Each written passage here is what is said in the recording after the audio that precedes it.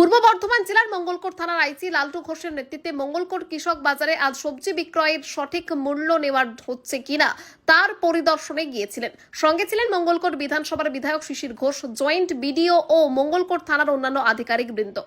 সবজির সমস্ত দোকান পরিদর্শন করে দেখেন দাম সঠিক নেওয়া হচ্ছে কিনা। সাধারণ মানুষের কাছ থেকে যাতে দাম বেশি নেওয়া না হয় তার জন্য প্রত্যেক দোকানদারকে সতর্ক করে দেওয়া হয়। এমন অভিযানের প্রশংসা করেন সাধারণ মানুষজন।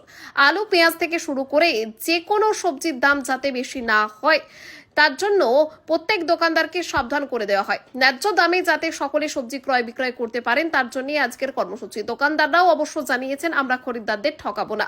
নিজাম আলমের রিপোর্ট, সকলের জন্য নিউজ। কোথায় এসেছিলেন, কি পরিস্থিতি?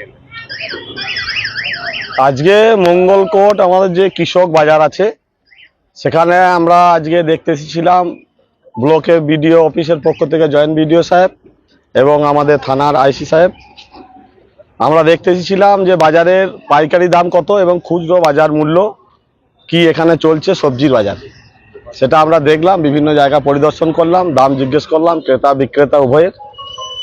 সেখানে দেখলাম যে মোটামুটি ঠিকই আছে দুই একটা জিনিসের দাম।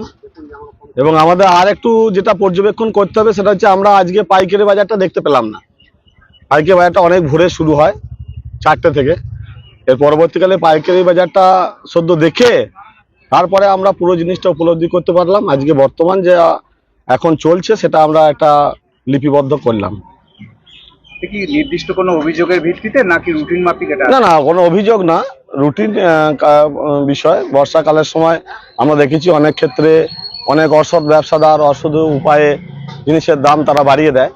তা সেটা যাতে না করে, সাধারণ মানুষ যাতে প্রতারিত না হয়, সেটার জন্যই আজকে এটা রুটিন কার্যক্রম। সাধারণ মানুষ যাতে সঠিক মূল্যে সবজি পায় সেই চেষ্টাই করছেন তো? হ্যাঁ, সেটা তো ঠিক। সাধারণ মানুষের সাথে সাথে যারা মধ্যস্থতা, যারা মাঝখানে মিডিল যারা, তারাই তো বেশিরভাগ এটা করে। চাষি এবং সাধারণ মানুষ এই দুজন সঠিক জায়গায় আছে কিনা সেটা দেখার জন্যই আজকে। কৃষকরা কি সরাসরি নিজেরা এসে ফসল বিক্রি করছেন কি? হ্যাঁ, কৃষকরা এখানে যারা লোকালি মাল উৎপাদন করে, ফসল উৎপাদন করে সবজি, তারা ভোরবেলা থেকে এখানে এসে তারা নিলামের মাধ্যমে এখানে ফসল বিক্রি করে, তারা সবজি বিক্রি করে। এই ধারাবাহিকতা কি চলবে? হ্যাঁ, ধারাবাহিকতা তো নিশ্চয়ই চলবে, এইভাবেই তো চলা উচিত, সেটা চলবে।